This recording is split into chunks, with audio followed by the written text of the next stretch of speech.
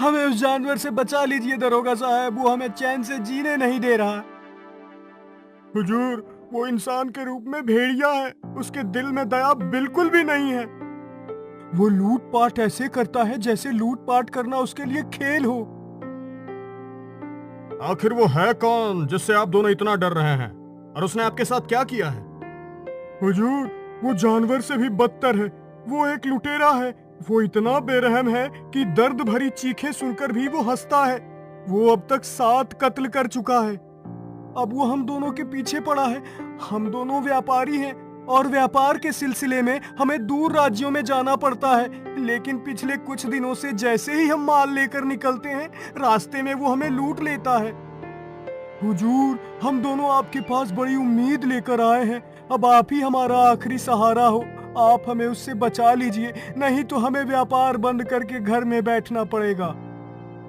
अब आपको चिंता करने की जरूरत नहीं है, अब उसे चिंता करने की जरूरत है। आप दोनों की सुरक्षा के लिए मैं सिपाही दीनू को आपके साथ भेज रहा हूँ। आपका बहुत बहुत धन्यवाद दरोगा साहब। दीनू, इधर आओ।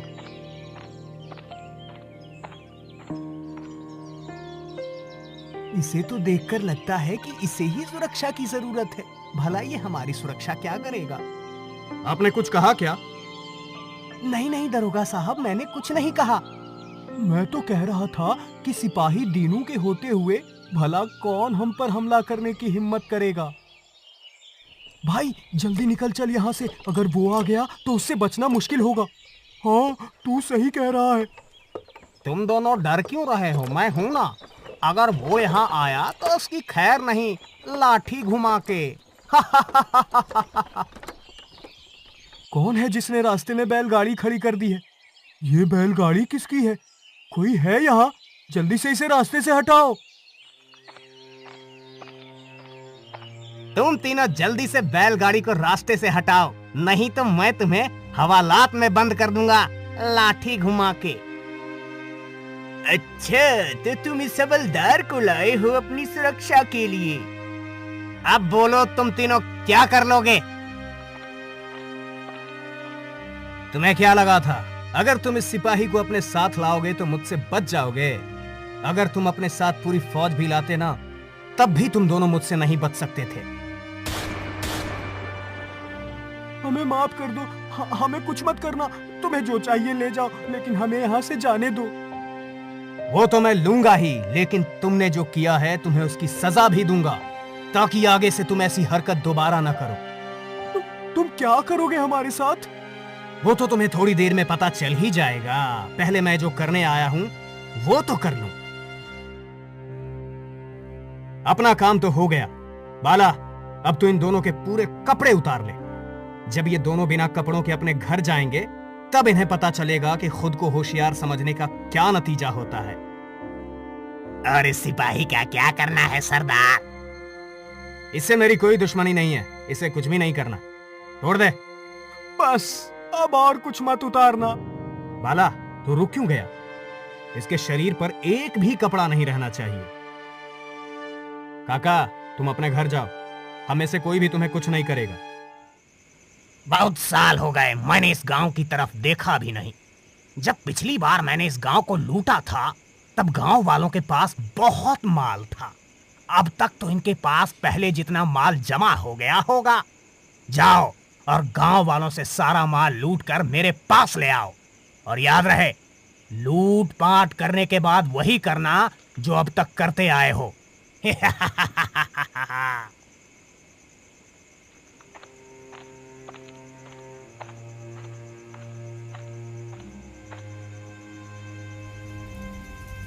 बचाओ बचाओ, आग आग आग!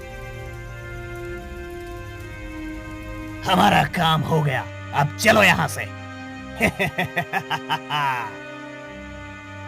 इस खंडहर हो चुकी हवेली को देखकर पुरानी यादें ताजा हो गई।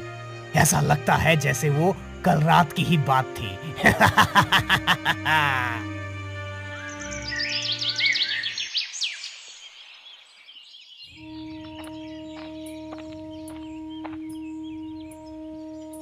ये सब किसने किया?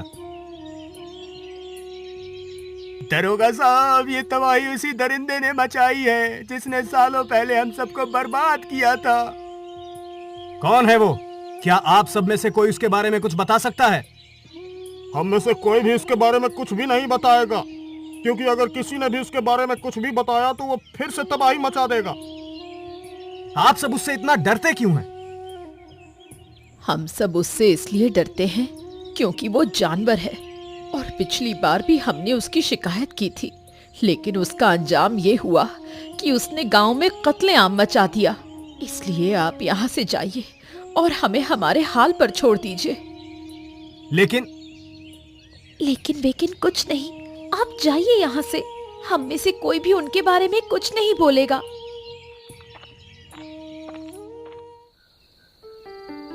भाग्यवान घर के सभी खिड़की दरवाजे अच्छे से बंद कर दो। अरे आजकल लुटेरे बेखौफ हो गए हैं। चारों तरफ उन्होंने लूटपाट मचा रखी है। कहीं ऐसा ना हो कि वो हमारी हवेली में ढाबा बोल रहे। तुम तीनों कौन हो और बिना पूछे अंदर कैसे आए भाई? शायद तुमने मुझे पहचाना नहीं, लेकिन मैं तुम्हें बहुत अच्छी तरह से जानता हूँ।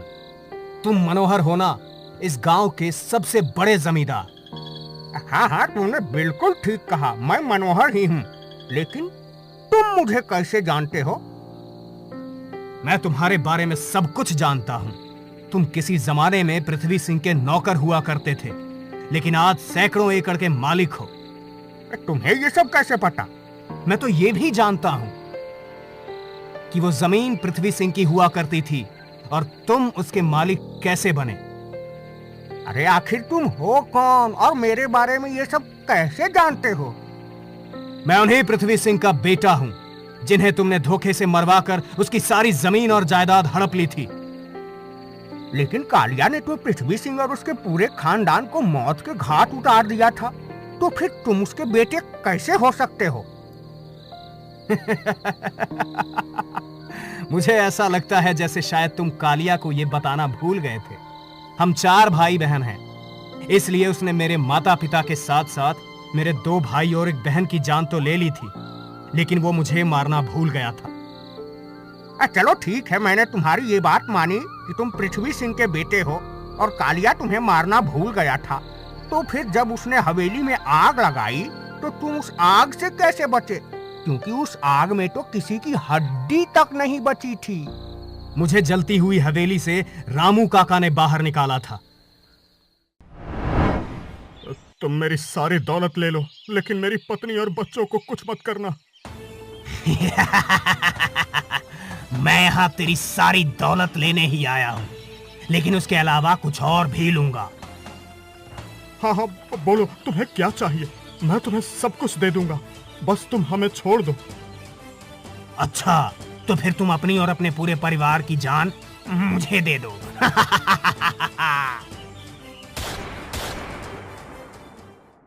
हे भगवान, ये क्या हो गया? मुझे अब छोटे मालिक की जान बचानी होगी।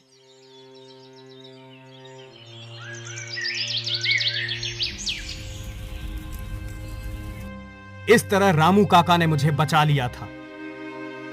लेकिन तुम्हें कैसे पता चला कि मैंने अपने माता पिता और भाई बहनों की हत्या में शामिल 8 लोगों को मौत की नींद सुला चुका हूं।